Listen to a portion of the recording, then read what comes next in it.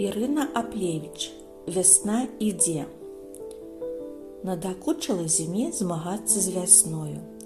Сабрала яна ўсе свае багацці, сняжынкі пухнатыя, узоры завітушкі распісныя, маразы траскучыя, мяцеліцы сыпучыя, вятры халодныя, шэрань бліскучую, у адзін вялізны мех. Паклікала да сябе сваю сяброўку лепшую, Сцюжу лютую. Селі яны разам на ўскрайку лесу і думу злую задумалі. Як гэта ім вясну-красну назаўсёды выгнаць і гаспадынямі на ўсім белым свеце стаць. Але бачна ўжо няма больш сіл у зімовых сябровак змагацца з вясною. Толькі закуюць у аковы марозныя ўсё наваколле, як цёплая пара зноў усё абудзіць. Ідзе вясна. Дзень, другі, трэці, ідзе па зямлі. Дакранаецца сваімі цёплымі далонямі да кожнай галінкі дрэў, да кожнага кусціка, да кожнай травінкі. Усё абуджае вясна сваім цяплом. І якімі толькі галасамі ў хуткім часе не загаворыць яна, і якімі толькі фарбамі не зазяе. Вось бачыш ты яе, прыйшла яна тут, распусціла свае косы, дыхнула цяплом сваім, жыцця ад яе няма, толькі прыгажосць сваю навядзём, як яна абавязкова ўлезе, умяшаецца, усё нам сапсуе, злосна распавядала зіма сяброўцы. Так, здаецца, я разумею цябе. Нічога, мы сваё пакажам. Не ведае яшчэ яна, хто я такая. Я твае багацці, зіма, у крыўду не дам. Давай свой мех. Пільней, чым я, ніхто не зможа яго аберагаць, адказала Сцюжа лютая. І, закінуўшы мех сабе на плечы, падалася ў свой зімовы палац. Наступіла ноч, усе спалі. І чамусьці асабліва спалася Сцюжы лютай. Відаць, і яна стамілася змагацца з вясною.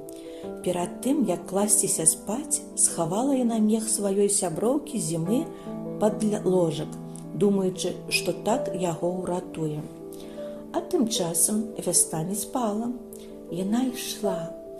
Хоць і стамілася, але працавала на ўсю моц і днём, і ноччу. Крочыла паволі праз палі, лугі, лясы і брала ў свае цёплыя абдымкі ўсё жывое, сваім подыхам абуджала ад доўгага зімовага сну. І нарэшце дайшла да палаца гаспадынь зімовых. Толькі глянула ў акенца, дыхнула сваім цяплом на шкло, як скрозь сон у зімы і Сцюжы лютай пацяклі слёзы, падобныя да кропелек срэбных, і ператвараліся яны ў ручайкі журлівыя. А скарбы ўсе зімовыя ў мяху паплылі празрыстай імклівай рачулкай па сцежачках лясных. І так за ноч, тую ад зімы, а тым больш ад яе сяброўкі не засталося і знаку. І ўжо ўранкам месцамі ляжаў на ўскрайку лесу апошні парыжэлы сняжок. Там-сям ледзяныя крыгі несла на сабе невялічкая рачулка.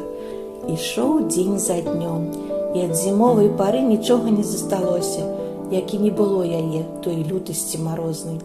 А вясна ўсё ідзе. Вось хутка зазяюць сінімі фарбамі пралесак і белымі фарбамі пад белу. Зазелянее першымі травамі на лугах і маладымі лісточкамі на дрэўцах і кустах. Зайграе нібы званочкамі птушынымі спевамі ў высокім блакітным небе. Запахне прагрэтай на цёплым вясновым сонейку зямлёй і салодкім водарам першых палявых кветак. Вось так, ціхенька, крадучыся, штогод падбіраецца да нас вясна.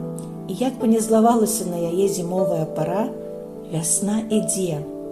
Ідзе і паволі нясе для ўсіх сваю красу.